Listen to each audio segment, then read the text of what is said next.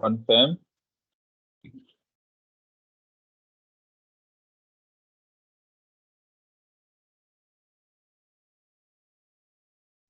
No. Maybe let me come out Ryan? and come in. Probably it's my phone or something or network. I can I see am- it.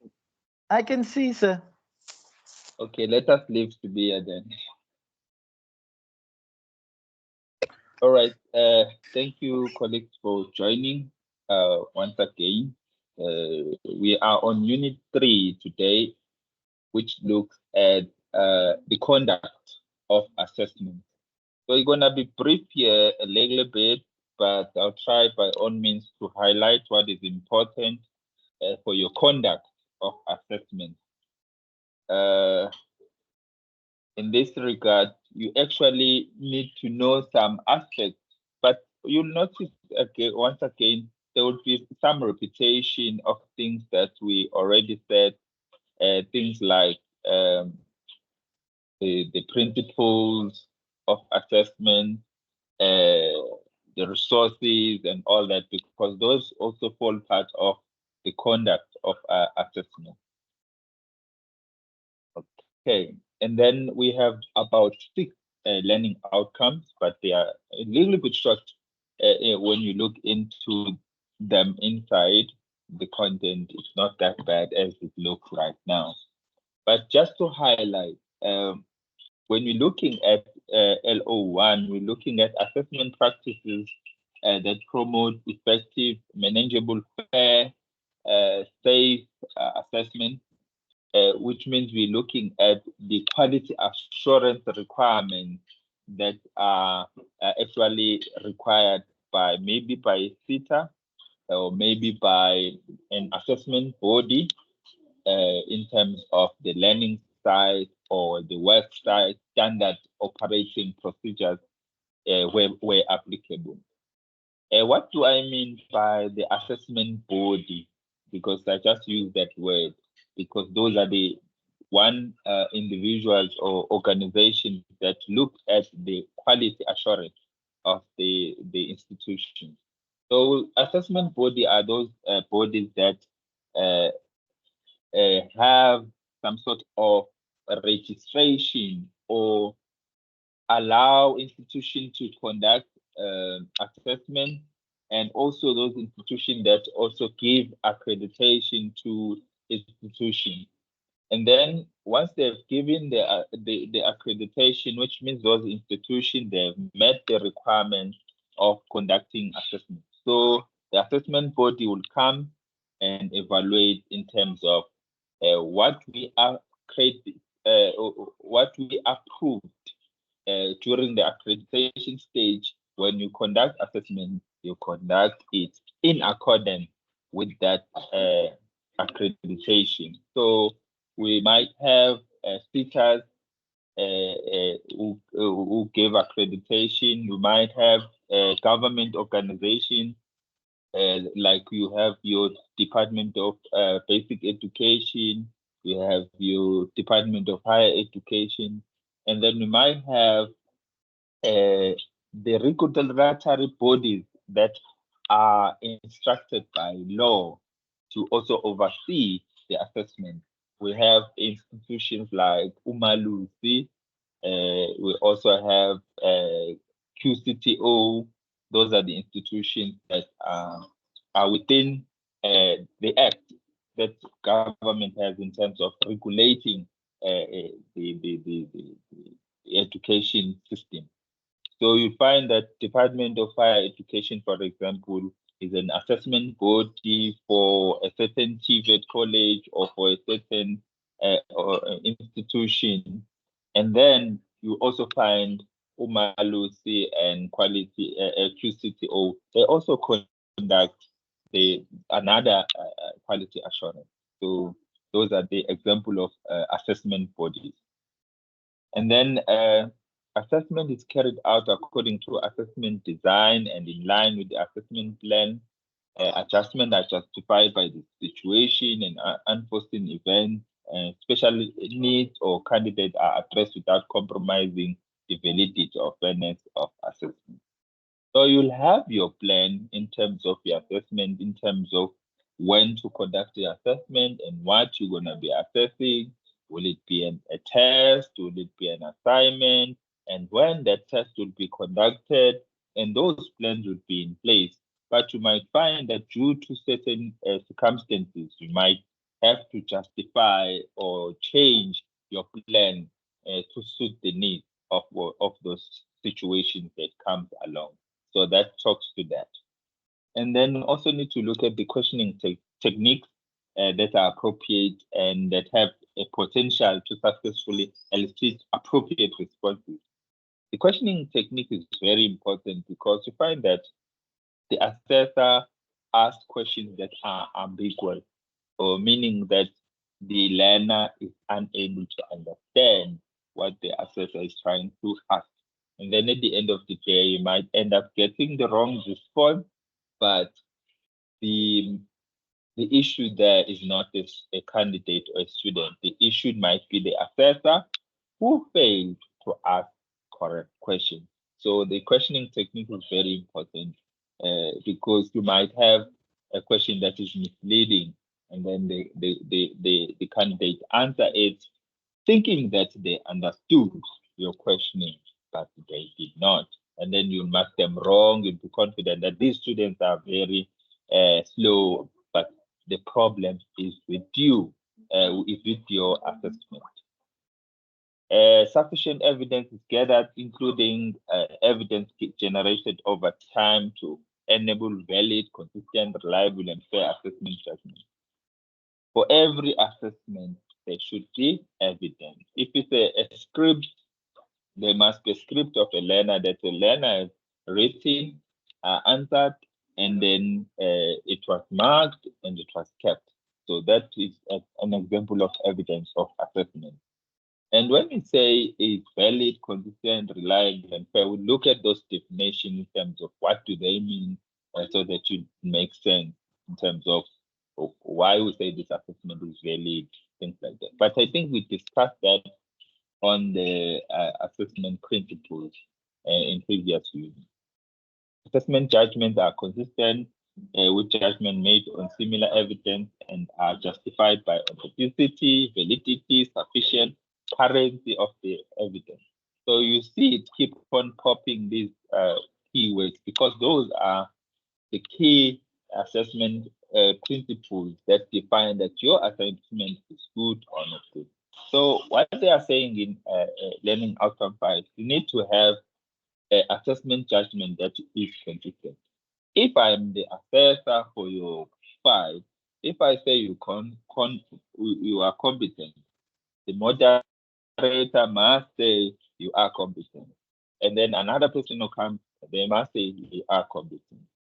If they disagree, which means they disagree, but you have produced similar evidence, that means that the assessment principle is not right there, because maybe the interpretation of the assessor is different from the interpretation of the moderator, but the tool that is used is similar, and the evidence that you produce is similar. It might mean something wrong.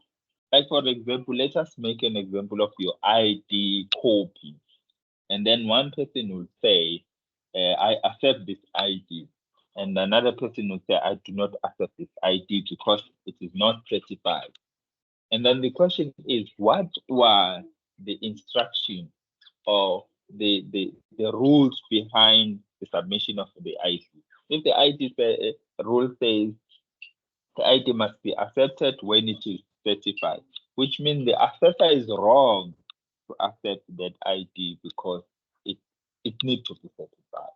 So that is typical example where you find assessors and moderators tend to differ or disagree with certain evidence that is produced, which means in that instance, the assessor is wrong. But let us say the ID is certified and is recently certified within 3 months. And then the assessor says, yes, this ID I accept. And the moderator says, we cannot accept this ID.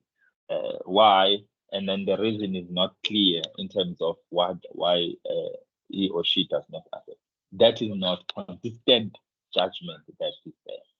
So those are typical examples of looking at evidence and judging it. Records of assessment are in line with the requirements of the organization's quality assurance system.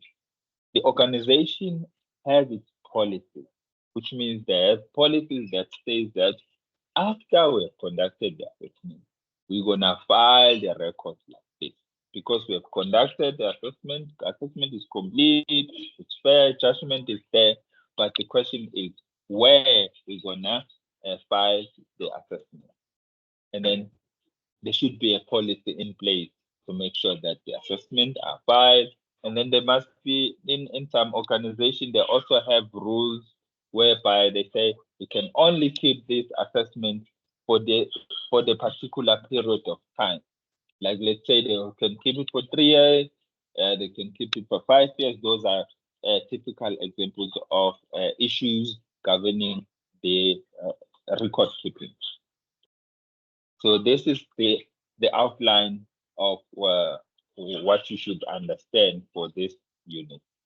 And then I'll go through few things and touch here and there in order to instill some assessment practices that you need to understand and that you need to observe when you conduct your assessment.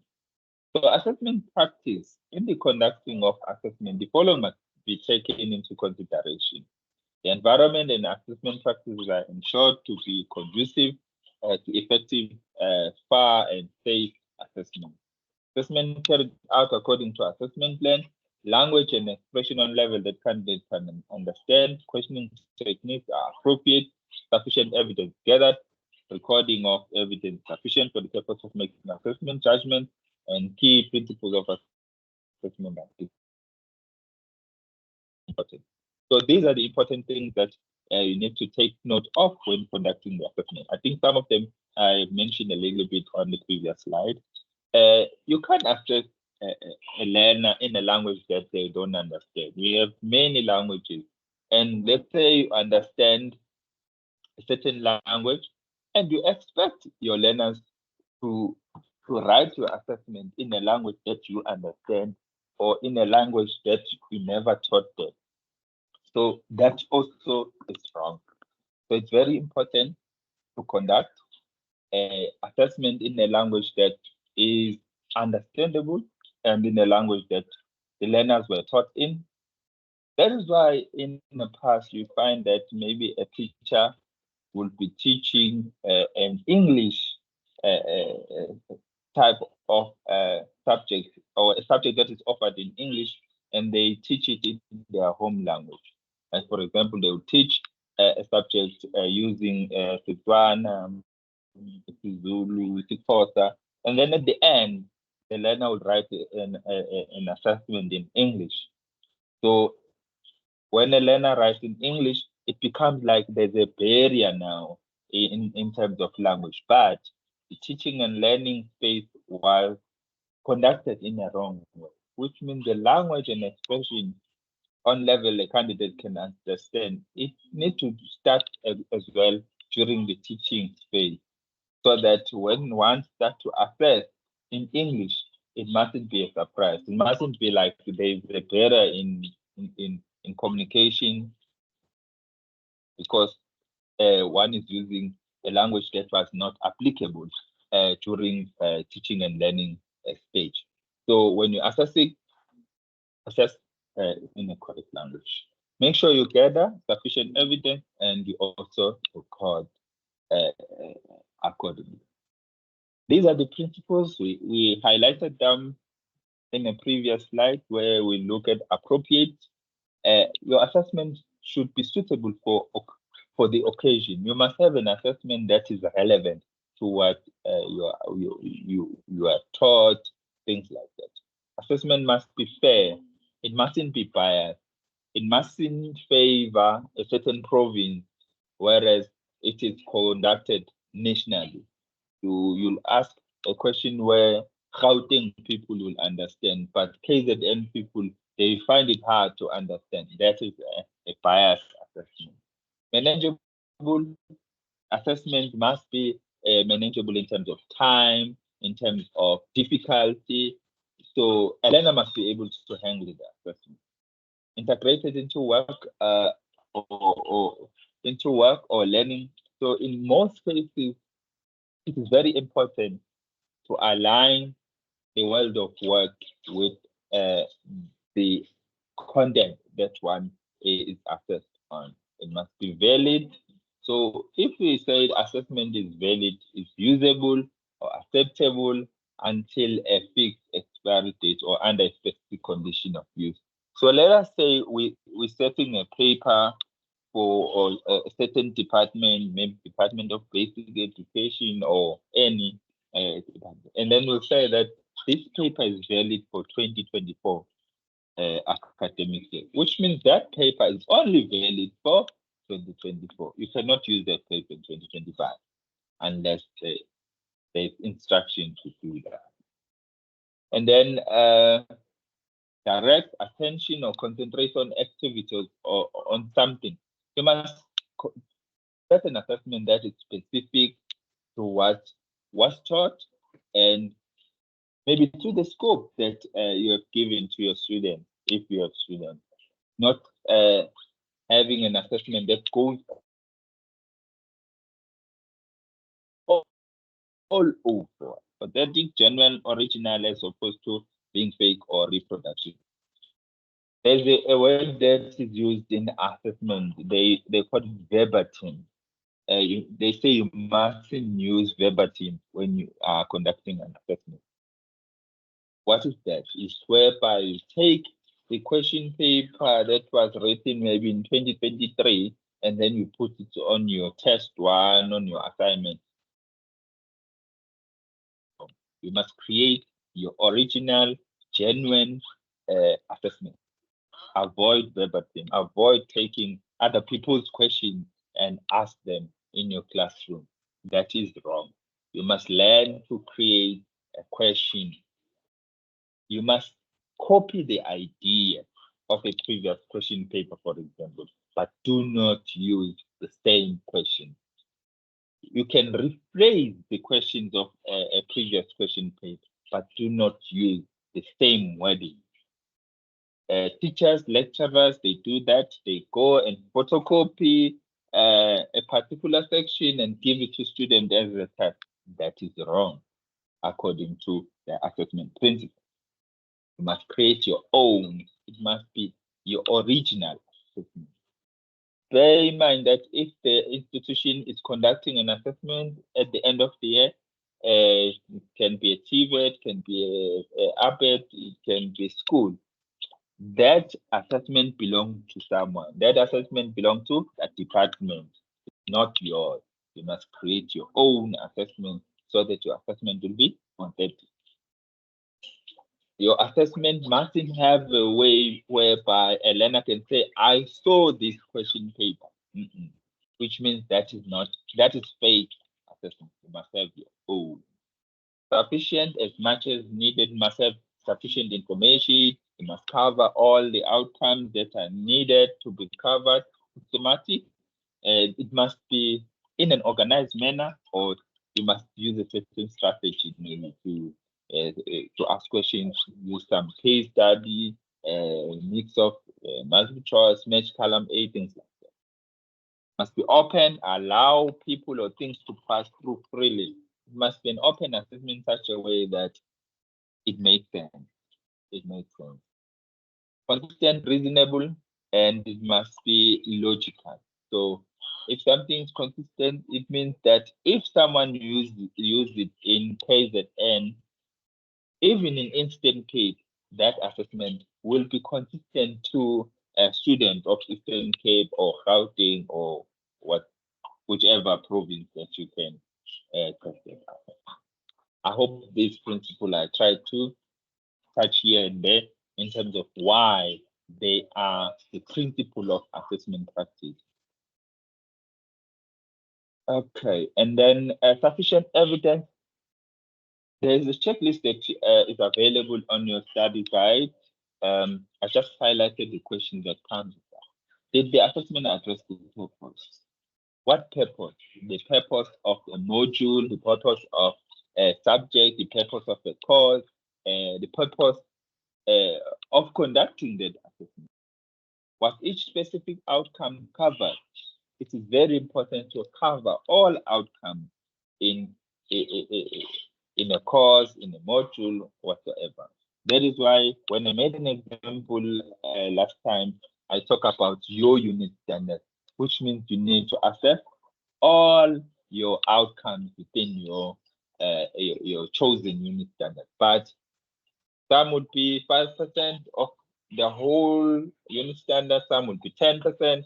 You see which one is important, where you can have more marks, which one is least important, and you can have less marks. So, but at the end of the day, you must cover all outcomes. Where assessment criteria used for each specific outcome, the SAQA document has specific outcomes or SOs, has learning outcomes, LOs. It also has assessment criteria. Please look at that. In terms of when you're assessing this outcome, this is what you need to do. It tells you that. Did the instrument cover the underpinning knowledge?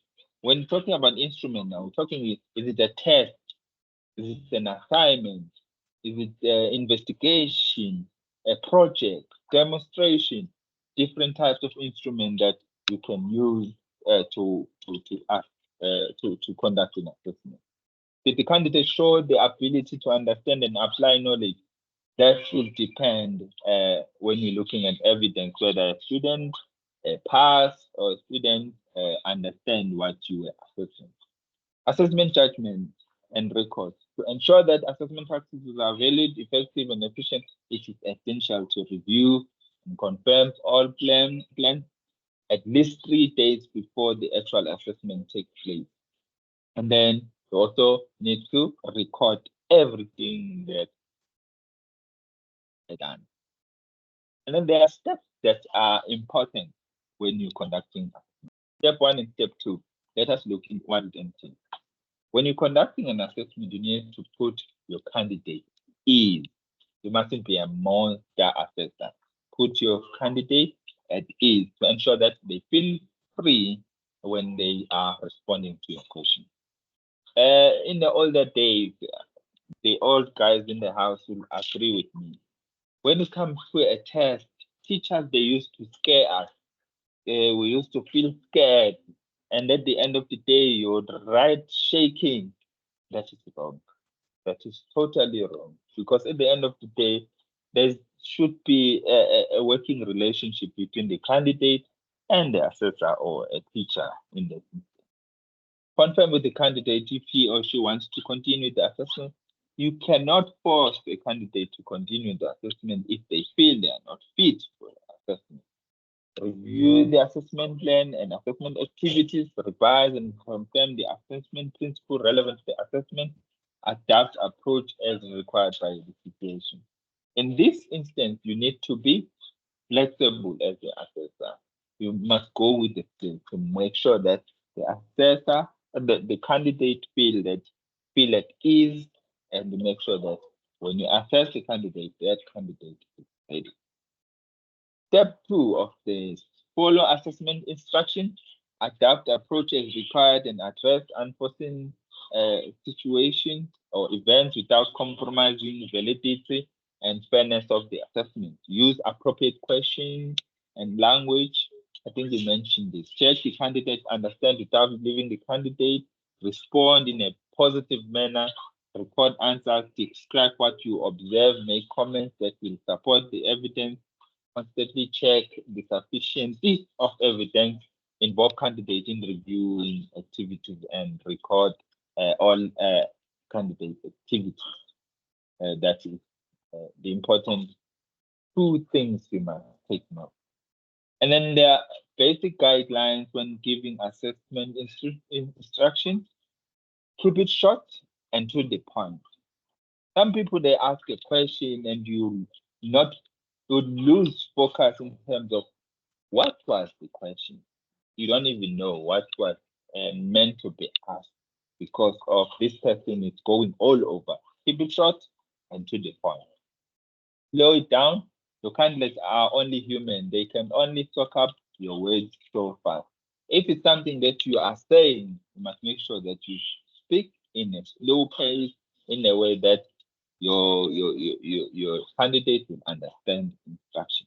Focus on the evidence required against the assessment criteria. Do not judge a candidate. Judge evidence. Judge evidence in relation to the assessment criteria. Organize, present your points in a logical order so that they make sense. Check, make sure each point has got through before you go to the next and check again. I got distracted by a stand trying to get in. And then these are very important guidelines when giving assessment. Keep it short, slow it down, focus, organize, and check. Questioning techniques can be open-ended questions, direct questions, or it can be reflective questions, whereby you reflect in terms, you allow a candidate to reflect on their understanding. The following kinds of questions are to be avoided where possible. Questions leading to one-word answer. Do you like dealing with Martin? So yes or no. I don't like or I like. So you must avoid those questions that Elena will only answer with one word, unless it's a multiple choice question. Multiple questions. What are your responsibilities, your relationship with client, and your level of job satisfaction like? When you have multiple questions in one sentence, you end up finding your candidate confused because they don't really know which one to answer or not, because you have asked so many things in one line that is confusing. Questions which put answers into the learner or candidate mouth, so you must avoid that. So you got on well with your colleagues, did you? What is the question there? You already given the answer, but you are expecting the answer. That is confusing. So those are the type of things as well one need to avoid in terms of asking questions. And then lastly, what is important is that if you are assessor, you are part of a bigger team, or you are part of a team, because if you are external, you are hired by the organization to assess, you become a team member, even though you can be an external member, but you are part of the team. So part of conducting assessment is working in team, and assessment never happens in isolation. It is therefore important that the assessor is a team player. All assessment practices within an organization will effectively be a team effort. The assessors need to be aware that they are part of the team and need to be aware of team dynamics. You'll find people that maybe you have the facilitator, you take over from the facilitator, you assess, and you feel that the assessor did not do justice when he or she was teaching, and then you start to offend that person, which would be wrong. You must find a way of dealing with team dynamics and the good communication skills that are important when you're working in a team, and also make sure that if you are writing a report, it must reflect you, and it must also reflect the criteria that you have used in order to maybe reach at the certain decision or judgment that you made for your candidate. Because someone within the team will ask questions in terms of, why did you say this? Why did you do this like this? Why you did not consider, and then you might feel offended. By knowing that you are part of the team, you must understand the team dynamic and also be flexible, be a team player in order to make sure that you blend in a right way. So that is the end of what I wanted to share with you with regards to the conduct or important aspects with regards to the conduct of assessment. Can I give you an opportunity to ask questions? Or are we still good?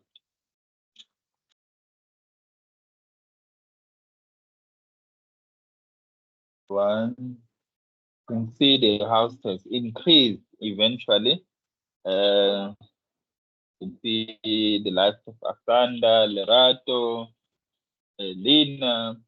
It's good to see you guys coming in.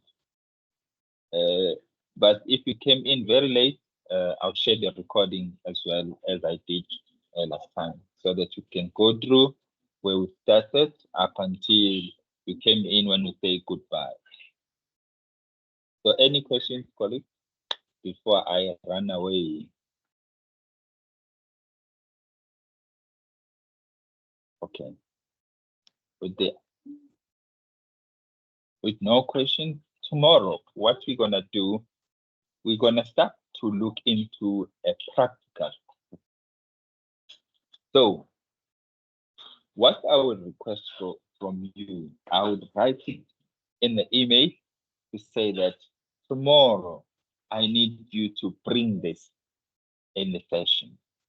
So tomorrow's session will be very important because I just want to highlight the important aspect in a practical assessment before I can conclude, so that whatever that I need to add on, I can also add on while we still have maybe 2 days to answer questions. So I'll write on the email, but basically what I would be looking for, I need you to look at a unit standard that you prefer, and then you bring it in the session, because maybe you might have to share it if you're using a laptop, or you might I might have to punch it here, and then we look at it in order to unpack things that talk to your unit standard.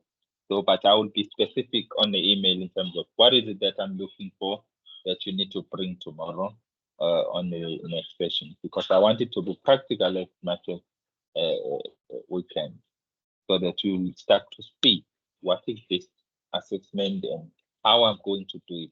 As you recall on my presentation, I said verbatim is not allowed. You are not allowed to take a previous question paper and assess students that is solved. So that is why we are in this room.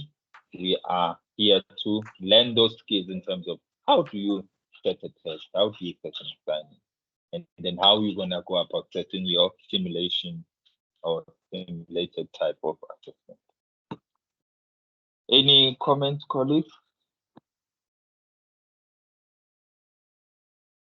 Just before you go, sir, Yes, sir. I just wanted to ask, is it fine if I answer the workbook according to the study guide?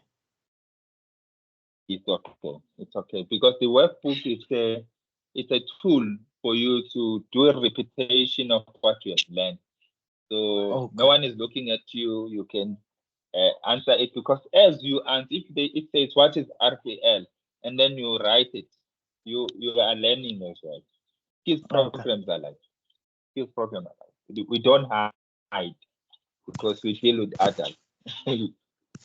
Okay.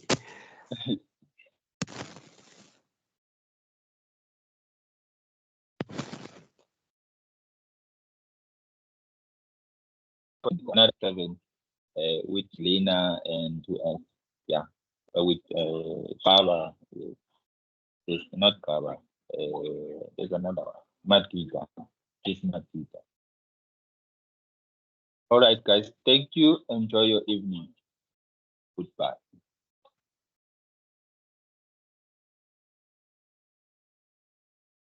Bye bye.